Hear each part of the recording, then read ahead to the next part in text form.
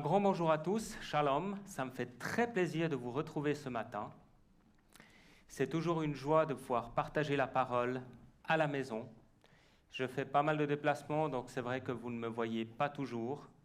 Mais voilà, de temps en temps, j'ai le plaisir soit d'assister simplement, soit aussi de partager la parole. Merci Fabien pour l'invitation, c'est toujours une joie. Donc, aujourd'hui, j'avais à cœur de vous parler d'un thème, Jésus et la Torah. Alors, est-ce qu'on peut mettre... voilà, c'est parfait. Donc, peut-être une première question pour commencer. Quelle est selon vous la fête la plus importante selon la tradition juive?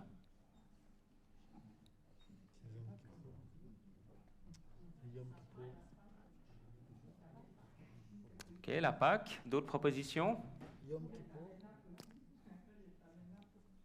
Oui, Kippour ou après la fête de Sukkot, d'accord. Le Shabbat, non? Juste. C'est juste, c'est le Shabbat. Le Shabbat qui est considéré comme une des fêtes de l'Éternel et comme un jour saint, un jour mis à part. Et la tradition juive le met comme l'une des plus grandes fêtes parce que c'est la seule qui est instaurée directement par les 10 commandements. Un des plus grands rabbins du Moyen-Âge, nommé Maïmonide, dit ceci. Il considère l'observation du Shabbat comme l'un des 2 commandements les plus importants, avec le premier, celui de l'idolâtrie. Et il remarque que l'avertissement sur le Shabbat semble être la dernière parole, le dernier mot que Dieu a donné à Moïse avant qu'il ne descende de la montagne. On peut considérer le Shabbat de plusieurs manières. Premièrement, on peut le considérer comme la fiancée d'Israël. Il y a un chant que l'on chante à chaque Shabbat. Je ne vais pas vous le chanter, mais il s'appelle Lecha Dodi. C'est un chant du XVIe siècle qui a été qui a été composé en Espagne. Et il dit ceci. « Viens mon bien-aimé, au devant de ta fiancée, le Shabbat paraît, allons le recevoir. » Donc il y a un lien très fort entre Israël et le Shabbat. C'est une des traditions qui a perduré et qui encore aujourd'hui, même parmi des gens qui sont séculiers, qui ne fréquentent pas la synagogue, qui ne font pas vraiment les fêtes, souvent, le vendredi soir reste un jour à part, on fait un bon repas en famille, on allume les bougies, avec ou sans récitation de prières traditionnelles. Mais le Shabbat est célébré dans beaucoup de familles juives, même parmi des familles qui ne sont pas religieuses. Et deuxièmement, et c'est important, le Shabbat est un type de repos éternel. Le cycle des jours qui suivent le Shabbat indique le cycle de la vie. Abravanel dit ceci, « Nous travaillons toute notre vie jusqu'au jour du repos éternel. » Une parole qui se trouve dans le Talmud. Le Talmud est la compilation de la loi orale.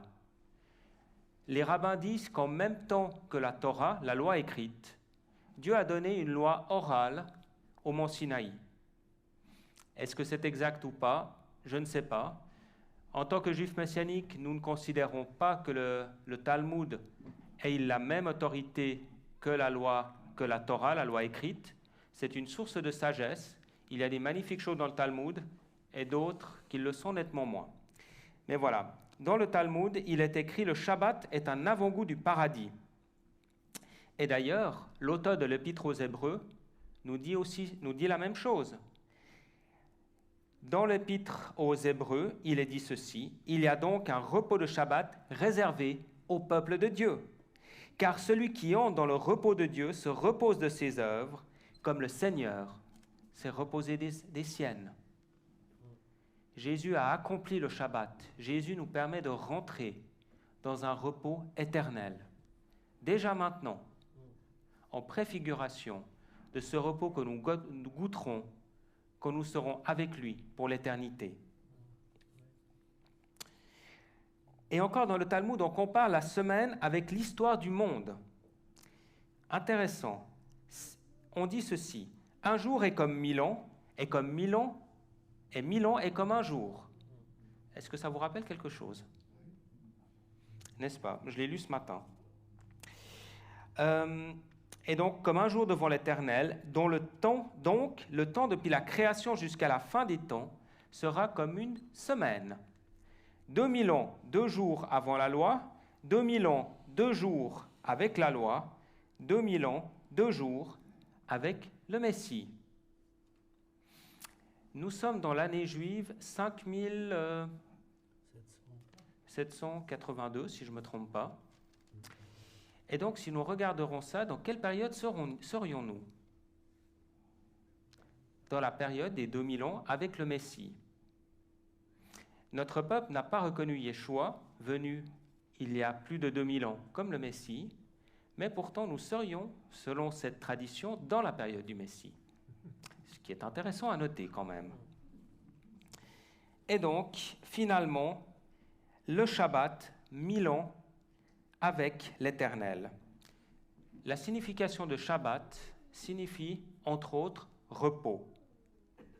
Et on le trouve dans Genèse 2:2. Dieu se reposa le 7e jour. Et le mot, c'est yishbot, le verbe en hébreu, qui est dérivé du mot Shabbat. Encore une chose intéressante à comprendre, le Shabbat est associé avec la venue du Messie. Dans ce chant, l'Era Dodi, dont je vous ai déjà parlé, un des couplets dit ceci: « Secoue le cilice et la cendre, Israël. Revêt tes habits de fête, mon peuple. Le fils de Jessé de Bethléem vient. L'heure de la délivrance est proche. »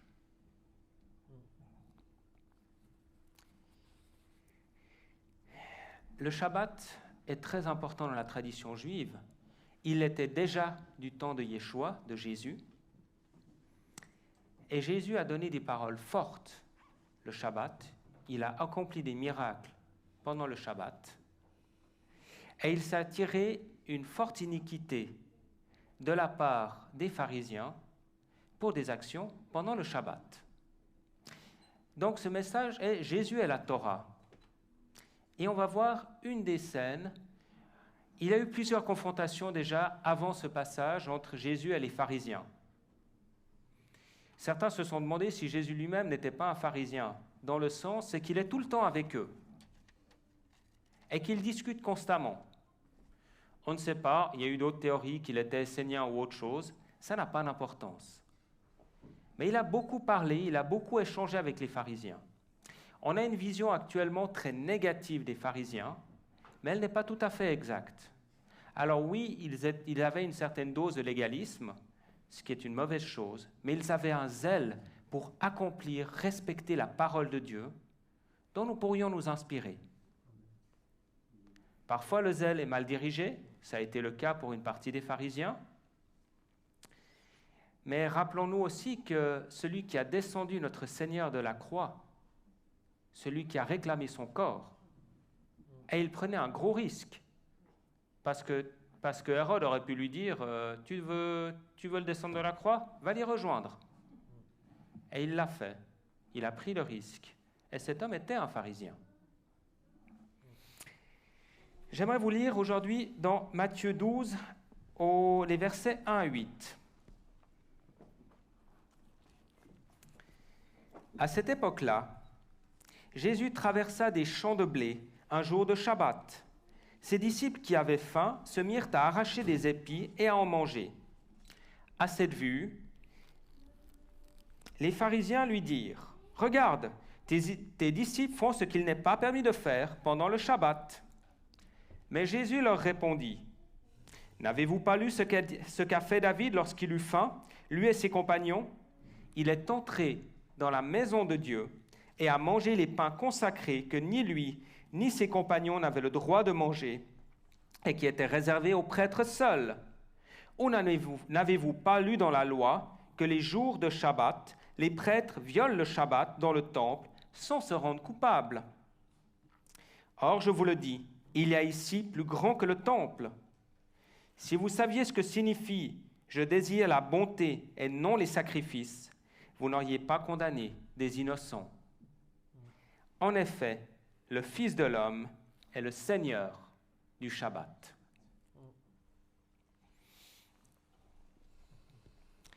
Alors, j'aimerais peut-être expliquer le sens du mot Torah en hébreu. On peut le traduire simplement par loi, mais cette traduction est incomplète.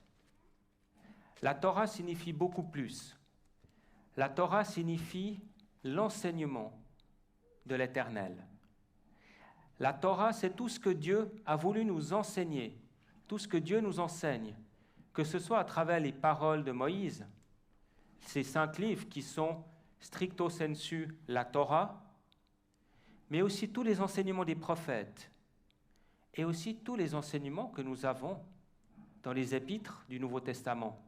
Tous les enseignements de Jésus qui nous sont rapportés dans les évangiles sont Torah, sont des enseignements, des lois que Dieu veut mettre dans cette nouvelle alliance, dans nos cœurs. Donc Torah, c'est bien plus que la loi, c'est bien plus riche que cela. Donc, les pharisiens disent « Pourquoi tes disciples font quelque chose qu'il n'est pas permis de faire pendant le Shabbat ?»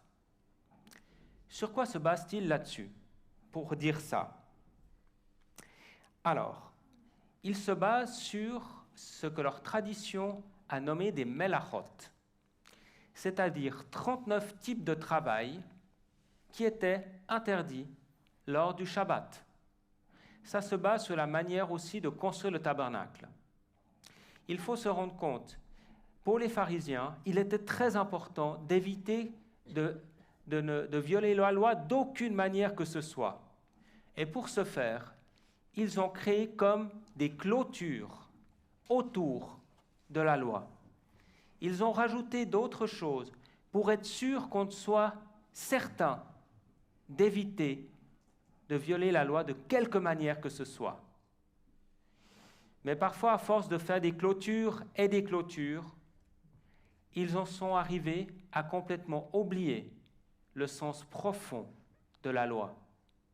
Ils n'ont plus vu que la lettre, ils n'ont plus vu que leur tradition, et ont oublié le sens profond de la raison pour laquelle Dieu avait donné ces commandements. Et donc, parmi les sémélachot, il y en a 2 qu'effectivement, les disciples n'ont pas respectés. Le premier est moissonner et le deuxième est vanner. Pour les pharisiens, alors je vous rassure quand même, ils ne patrouillaient pas tous les Shabbats autour des champs de blé pour vérifier si des gens allaient cueillir du blé. Mais ils étaient arrivés à un moment où ils voulaient absolument pouvoir piéger Jésus et se débarrasser de lui. Donc, il fallait trouver quelque chose pour l'accuser. Et donc, il était suivi, plus ou moins, à la trace. Et donc, pour les pharisiens, comme ils ont cueilli des épis, ils ont moissonné. Et ensuite, ils ont froissé les épis de blé pour en tirer les grains et les manger. Ils avaient faim. Et alors, ils ont fait ce qu'on appelle vanner, battre le blé. Mais toutefois, ça aurait été réellement un travail et donc une violation du Shabbat s'ils avaient fait ça pour des motifs économiques. Mais ils avaient faim. Et c'était normal en Israël, on avait le droit de faire ça. On pourrait dire ici, mais attends, tu ne vas pas cueillir des épis de blé dans le champ si tu habites à la campagne, dans le champ du voisin, ça ne se fait pas. En Israël, la loi elle-même disait que les bords des champs ne devaient pas être récoltés et que, par exemple, quand on récoltait le raisin ou les figues, on ne reprenait pas ce qui n'avait pas été récolté. On le laissait pour les pauvres, les gens de voyage, ceux qui avaient faim. Et c'était normal. Donc, ils respectaient le commandement « tu ne voleras point ». Et ils respectaient aussi le commandement de respecter le Shabbat. Parce que ce commandement n'était pas de ne rien faire le Shabbat, mais de ne pas travailler. Mais pour les pharisiens, ils font quelque chose qui, selon leur tradition, n'est pas autorisé. J'aimerais quand même vous rappeler que les commandements de Dieu concernant le respect du Shabbat étaient extrêmement sévères. En Exode 31, 12 à 18, nous pouvons lire, entre autres, « Celui qui qui le violera, donc le Shabbat, sera puni de mort. Oui, toute personne qui accomplira un travail ce jour-là sera exclue de son peuple. Toute personne qui accomplira un travail le jour du Shabbat sera punie de mort. Israël prenait le Shabbat de manière très sérieuse. Rappelez-vous aussi peut-être cette histoire d'un homme, ils sont encore dans le désert, c'est un jour de Shabbat, et un homme est sorti récolter du bois pour faire du feu. On l'amène devant Moïse, qui dit « Mettez-le en prison et on va demander au Seigneur qu'est-ce qu'on doit faire. » Moïse ne savait pas ce qu'il fallait faire de cet homme. Et l'Éternel a dit « Sortez-le du camp et lapidez-le à mort. » Le respect du Shabbat était quelque chose de sérieux. Alors donc, on peut se poser la question, est-ce que les disciples violaient la loi du Shabbat? Ou alors, est-ce que Jésus affirmait que le Shabbat ne s'appliquait plus? Question importante. Et je crois clairement que la réponse est non. Ce qu'il voulait dire, c'était que leur interprétation était incorrecte. Et il donne l'exemple de David. Donc, cet exemple de David, on le retrouve dans 2 Samuel 6. David est en train de fuir devant Saül et il n'a rien eu le temps de prendre à manger. Il va devant la tente, là où se faisaient les sacrifices, il rencontre le grand prêtre et lui demande à manger. Et ce que le grand prêtre va lui donner, ce sont les pains consacrés à l'Éternel. Selon la loi, ces pains étaient mis pendant le Shabbat, étaient renouvelés, étaient donnés, étaient posés devant une table devant l'Éternel. Puis le Shabbat suivant, ils étaient retirés, remplacés par des pains frais, et seuls les prêtres pouvaient en manger. Mais le grand prêtre Abiatar avait bien compris à l'époque que le fait de prendre soin du oint de l'Éternel était plus important que le respect de cette règle qui disait que seuls les prêtres avaient le droit de manger de ce pain de Shabbat, de ce pain qui était renouvelé chaque Shabbat. Et donc aussi, Jésus leur dit qu'un principe important leur a échappé. Et cela, nous le voyons dans le texte parallèle de l'évangile de Marc. Nous pouvons nous rendre compte aussi de l'importance quand même de cet épisode, puisqu'il est rapporté dans les 3 évangiles synoptiques. On le retrouve chez Luc et on le retrouve chez Marc. Le principe qui leur a échappé est celui-ci. Le Shabbat a été fait pour l'homme et non l'homme pour le Shabbat. Amen. C'est un principe d'ailleurs qui se trouve déjà dans la tradition rabbinique, déjà dans le Talmud. Le Talmud, en fait, regroupe des discussions, des commentaires de la loi. Les plus anciens semblent dater du IIIe siècle avant Jésus. Et cette partie a été mise par écrit environ au IIIe siècle après Jésus. Et donc, dans un des traités, on dit ceci, « Le Shabbat est donné pour vous, et non pas vous pour le Shabbat. » Ça peut aussi nous indiquer qu'à l'époque de Jésus, c'était une pensée qui était connue. Ce que Jésus a dit n'était pas quelque chose qu'il a inventé ou qu'il a annoncé qui était totalement nouveau. C'était déjà dans la pensée de l'époque. Et ensuite, Jésus pousse un peu le bouchon, comme on dit. Il leur dit, mais est-ce que vous ne savez pas? Vous n'avez pas vu dans les Écritures? Les pharisiens étaient censés être des maîtres de la loi, connaître l'Écriture. Et Jésus leur dit, mais vous lisez, mais vous n'avez pas compris. Et donc il leur dit, vous n'avez pas lu dans la loi que les jours de Shabbat, les prêtres violent le Shabbat dans le temple, sans s'en rendre coupables. Comment est-ce que les sacrificateurs violaient le Shabbat? On voit là un conflit entre 2 lois. Il y a 2 lois qui s'opposent. La première loi est celle de l'observance du Shabbat. La deuxième, elle est celle des devoirs pour les prêtres dans le temple. Les devoirs du temple nécessitent des sacrifices, donc du travail, le jour du Shabbat. Et Jésus reconnaissait que dans la Torah, ces deux lois semblent se contredire. Elles semblent ne pas être compatibles. Et donc, qu'une clarification, qu'une explication était nécessaire. Et dans ce cas-là, il accepte ce que les rabbins ont décrit, ce que les rabbins ont interprété. Et ils disent ceci: le culte du temple précède le Shabbat, est plus important que le Shabbat.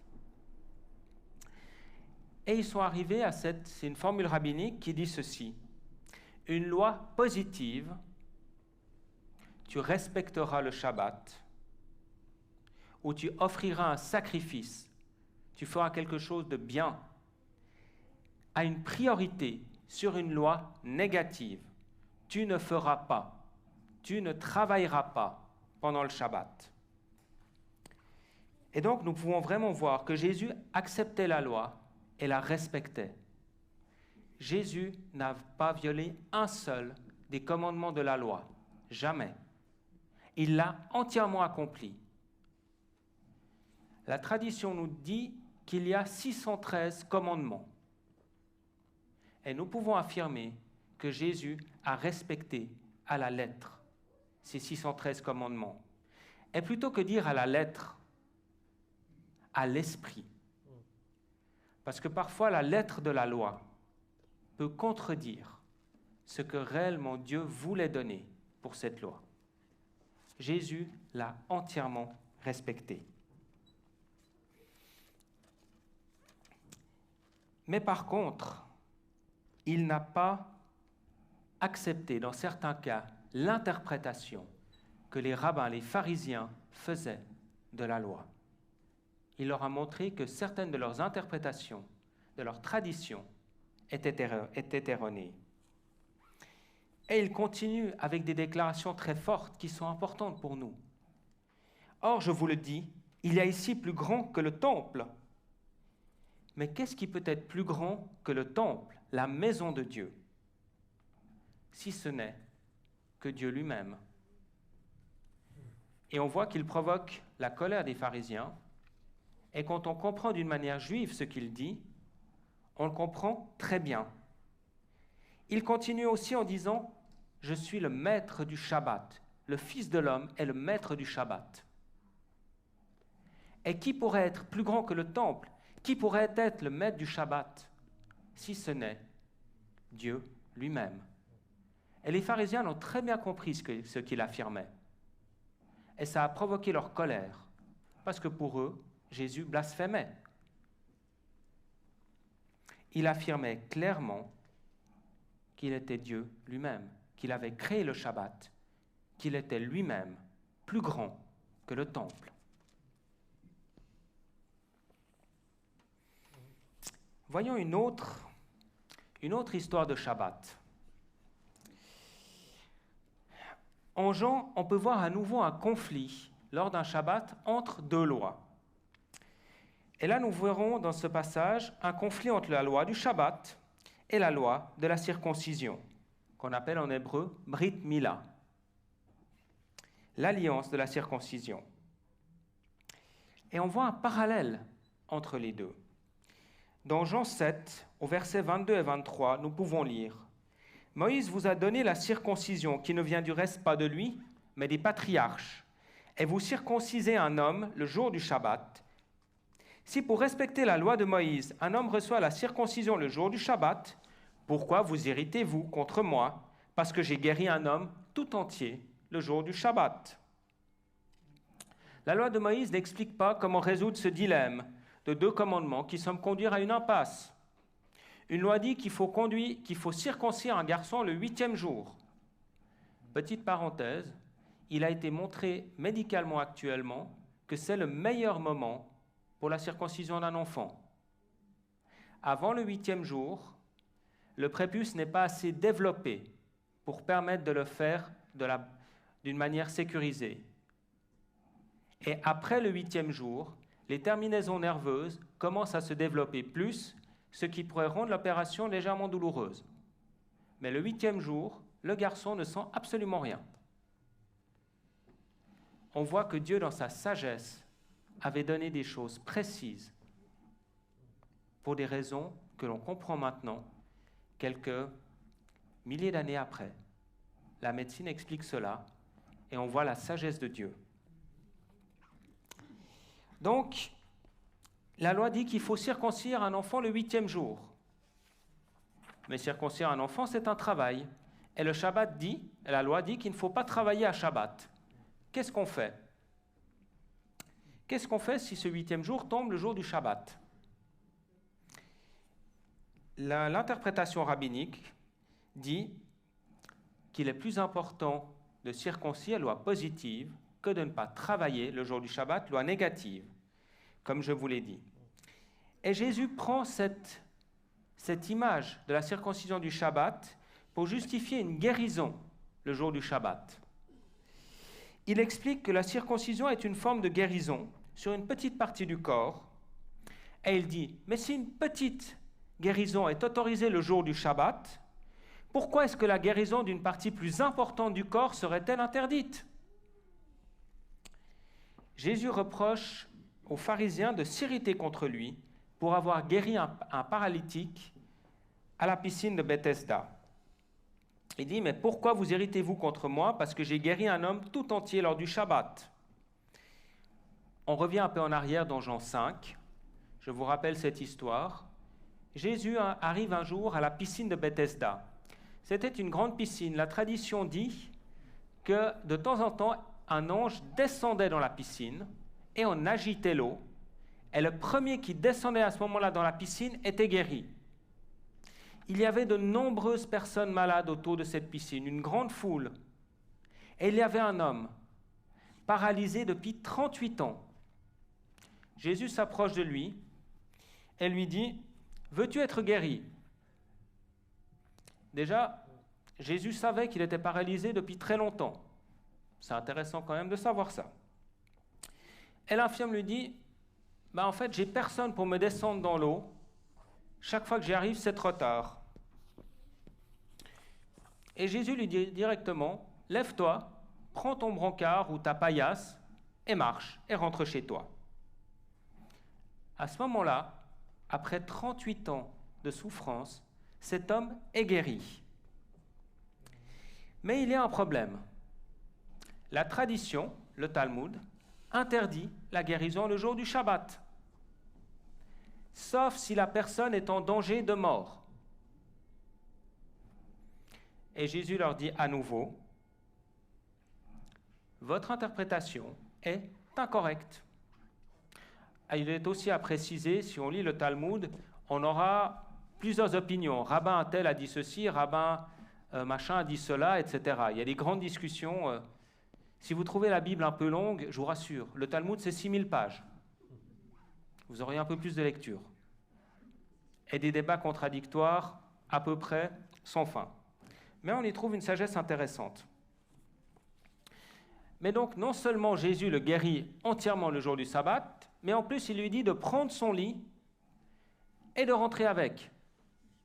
Et les rabbins avaient dit qu'il est interdit de porter le jour du Shabbat parce que porter est un... Exact. C'est bien, vous êtes toujours là, vous suivez. Et les chefs religieux, on le voit un peu plus loin, se sont fâchés avec cet homme. Ils lui disent, c'est Shabbat, t'as pas le droit de porter ton lit. Donc, on a quelqu'un qui est malade depuis presque 40 ans, qui est guéri miraculeusement, mais la seule chose que les chefs religieux trouvent lui dire, tu fais quoi à porter ton lit pendant le Shabbat? T'as pas le droit. Bon, sans commentaire sur ce côté-là. Alors quand même, certaines de ces coutumes étaient basées sur des interdictions que l'on trouve dans la loi de Moïse. Je vous ai parlé de cet homme surpris en train de ramasser le bois. Mais de là, on a fait qu'il est interdit de porter quoi que ce soit. Alors, si vous prenez les Juifs les plus religieux, à Shabbat, ils ne porteront même pas les clés de chez eux, puisqu'on ne peut rien porter. J'ai un ami qui, lorsque c'est Shabbat, la porte de sa maison reste ouverte, et comme il y a un code à l'entrée, et qu'appuyer sur un bouton serait comme faire du feu et de l'électricité, et c'est interdit à Shabbat, attend qu'un voisin rentre, un goy, donc un non-juif, pour pouvoir rentrer chez lui. C'est comme ça. À savoir aussi, c'est que la tradition rabbinique, les rabbins actuels sont les héritiers, les descendants des pharisiens. Ça permet aussi de comprendre certaines choses. Donc, on voit aussi même, c'est quand même répété aussi, Jérémie 17, 21, 22. Voici ce que l'Éternel dit. Veillez sur vous-même, ne portez pas de fardeau le jour du Shabbat, n'en introduisez pas parmi les portes de Jérusalem, ne sortez de chez vous aucun fardeau le jour du Shabbat, et n'accomplissez aucun travail, mais faites de ce jour un jour saint, comme je l'ai ordonné à vos ancêtres. Et donc, de ces lois qui étaient justes. Emporter un fardeau, c'est-à-dire quelque chose que l'on veut vendre. Donc, il ne voulait pas que le Shabbat, Jérusalem, se transforme dans un souk géant. Ceux qui ont été à Jérusalem, quand je parle de souk, vous voyez de quoi je veux parler. C'est assez intéressant si vous allez dans la vieille ville, en dehors du Shabbat, ou en tout cas pas dans la partie juive. Ça bouge dans tous les sens, c'est le commerce. On négocie. Hein. En France, négocier, on est quand même un peu plus discret. En Suisse, j'en parle même pas. Je suis très mauvais pour négocier. C'est pas dans nos traditions et nos coutumes. Alors vous allez à Jérusalem, quand on vous propose un prix, il faut donner la moitié. Hein. Sinon, vous allez vous faire arnaquer. Ils aiment bien les touristes. Surtout ceux du Nord qui ne sont pas trop dans cette culture. Bref. Donc Jésus n'était absolument pas d'accord avec leur interprétation. Elle a montré spécifiquement, en demandant à cet homme de partir avec le brancard sur lequel il était depuis 38 ans. Et pour plusieurs raisons. Premièrement, la priorité de Jésus, et ça doit être la nôtre, ça doit être la nôtre à chacun de nous qui sommes ses disciples, c'est faire du bien. Jésus a été très clair. Si je peux faire du bien et je ne le fais pas, c'est ce que Jacques nous a redonné, je commets un péché. Et Jésus utilise une argumentation qu'on peut voir. Une argumentation simplement. En France, on parle de... Trouvez la formule. Je ne trouve plus le terme. On a une discussion, une contre-discussion, on arrive à une conclusion. Voilà. En hébreu, on parle de kal ve'omer. C'est simplement, si ça est juste, combien plus cela sera aussi juste. C'était une manière d'argumenter classique. Et donc, j'ai guéri, une petite guérison est autorisée, combien plus une grande guérison. Si faire le bien est important, ô combien est plus important de faire le bien le jour qui est consacré au Seigneur, le Shabbat. Et ça veut dire, pour nous, rappelons-nous qu'il est important de garder les jours que nous consacrons au Seigneur, mais que le fait que nous le consacrions ne nous empêche pas de porter secours à quelqu'un, d'aider quelqu'un. Si je dois me rendre au culte un matin et qu'un voisin ou comme ça, d'une manière urgente, me demande de l'aide, qu'est-ce que je vais faire? Bon, si vous avez tous les dimanches matins quelqu'un qui vous demanderait de l'aide, il faudra réfléchir quand même. Hein. Ne quittez pas vos assemblées selon l'auteur de l'Épître aux Hébreux. Voilà. Comme ça, Fabien est aussi content.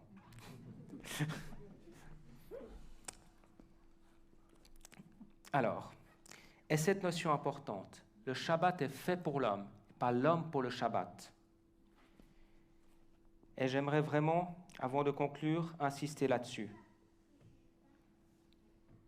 Il est important de prendre du repos, mais pour nous, ne faisons pas d'une chose positive quelque chose de rigide. Ce n'est pas parce que c'est Shabbat ou c'est le jour du repos qu'on va s'enfermer chez soi ou ne rien faire. Profitons de ces temps. Mais par contre, le jour du Shabbat, le jour d'un repos, quel que soit le jour, Si vous pouvez faire Shabbat le samedi, si vous pouvez le faire le dimanche, ou si vous travaillez les deux et que vous le faites un autre jour dans la semaine, ça n'a aucune importance. Mais prenez un jour pour vous reposer, pour vous arrêter, pour ralentir. Mais vous pouvez aussi de ce jour faire un jour de bénédiction pour les autres. Amen. Ce n'est pas nécessaire de s'enfermer chez soi pour passer la journée en prière. Ça peut être une bonne chose. Ou alors, comme le dit l'auteur de BD Alain Anderser, rendez-vous dans la forêt. C'est un très bon endroit pour méditer la parole de Dieu. Et en plus, autour de Versailles et ailleurs, on a des très belles forêts dans la région, dans les fameux 10 kilomètres. Donc, pour conclure, est-ce que Jésus annulait la loi du Shabbat, contredisait la loi du Shabbat? Absolument pas.